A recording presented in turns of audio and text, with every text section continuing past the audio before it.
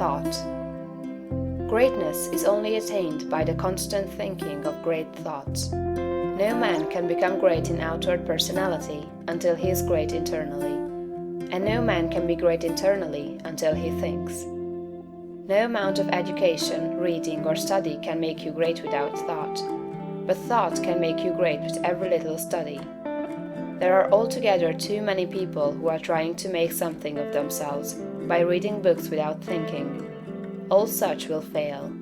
You are not mentally developed by what you read, but by what you think about what you read. Thinking is the hardest and most exhausting of all labor, and hence many people shrink from it. God has so formed us that we are continuously impelled to thought.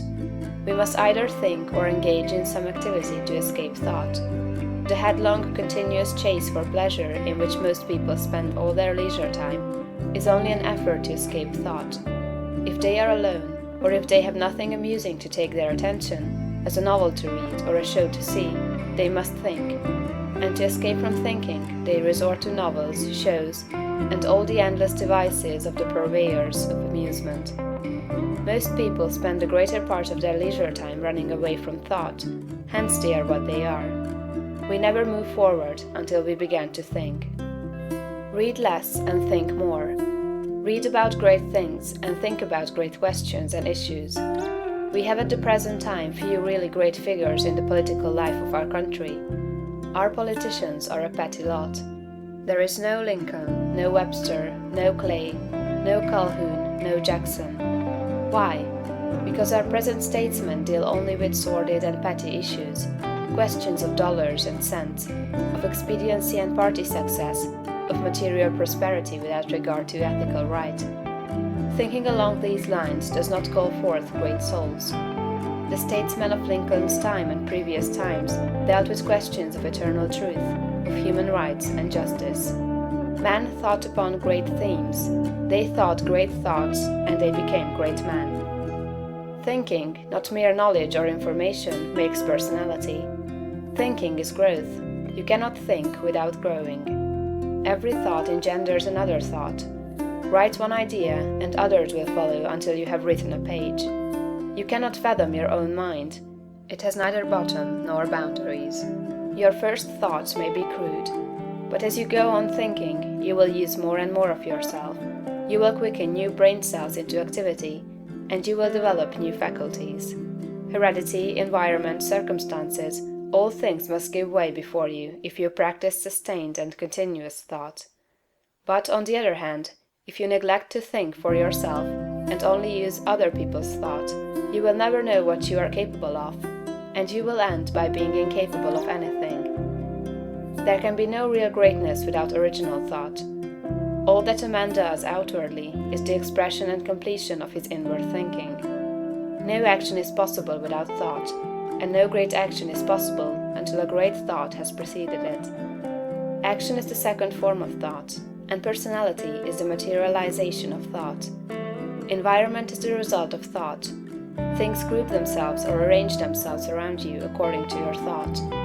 There is, as Emerson says, some central idea or conception of yourself by which all the facts of your life are arranged and classified.